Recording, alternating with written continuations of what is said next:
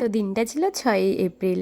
দেখতে দেখতে কিট্টু আজ 2 বছরে পা দিল। এই যেন সেদিনের কথা, কিট্টু সেই দিনই হলো, আর আজ দেখতে দেখতে ওর 2 বছর পূর্ণও হয়ে গেল। তো অনি অফিস থেকে আসার পর প্রচণ্ড ঝড় বৃষ্টি মাথায় নিয়ে কোনো গিফট ছাড়াই চলে গিয়েছিলাম কিট্টুর বার্থডেতে। আসলে ওর এই বার্থডের প্ল্যানটা একদম হঠাৎ করেই করা হয়েছে, আর তাই আমরাও সেইভাবে গিফট কেনার সুযোগ পাইনি। তাই একটা ক্যাডবেরি নিয়েই চলে গেছিলাম ওর বার্থডেতে।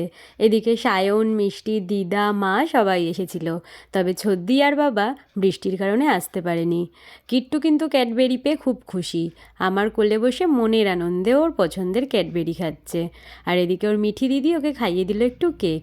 মেনুর সাথে বসেও গল্প করছে, আর এই যে হলো আমাদের মিষ্টি। আর এদিকে চলছে রাতের খাবার দাবারের আয়োজন।